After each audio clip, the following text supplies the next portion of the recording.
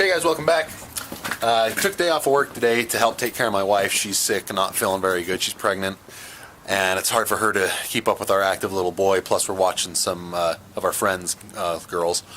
So I stayed home to help her out today, and I'm sitting here thinking something I can do, shoot a video for you guys. And I realized I've done a lot of stuff on quail, but I haven't touched on rabbits yet. And we've got 2 bucks and a doe. We got the doe about a month ago, and I haven't done anything about that. So we're gonna go put one of our bucks in with our doe and see what happens. See if we can get a breeding project started.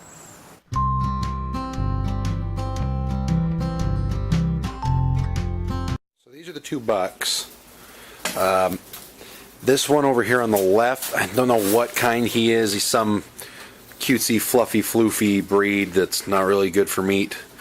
But it's the first one we got. My wife liked him. It was before we decided to do a breeding project. We just kind of got him as a pet, and he's kind of fun. So, but this one, I'm not sure. I'm not positive on the breed. I think he's a Rex or a mix of something and a Rex. He's the one we're going to breed to our doe. And this is our doe.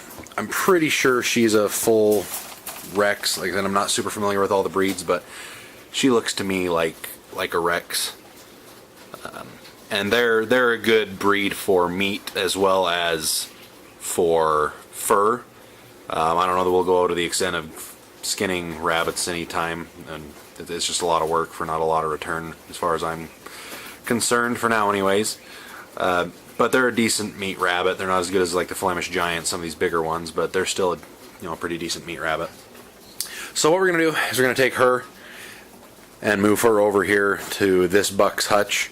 You always want to move the doe in with the buck so that you don't get the smell of the buck in the cage that the doe's in, because if she's got that smell in there when she has babies, from what I understand, they'll kill the babies sometimes, so you don't want to have the smell of the buck in the doe's hutch. So we are going to get her moved over here real quick and see what happens.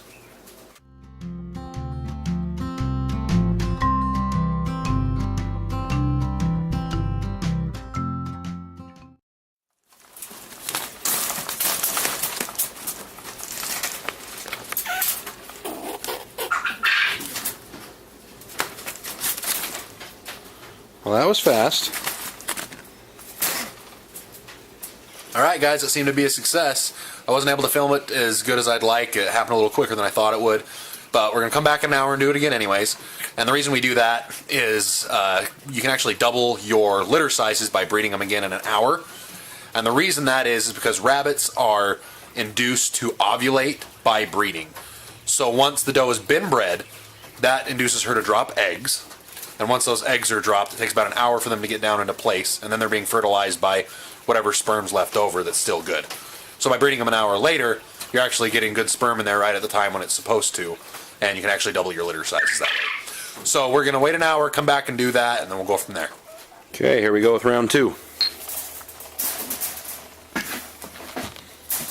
Hey, sweetheart. Girl.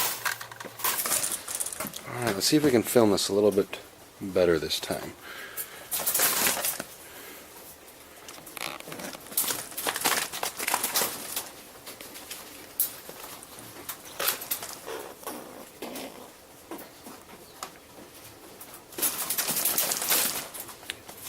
I think that went better. She's a little more receptive that time, so.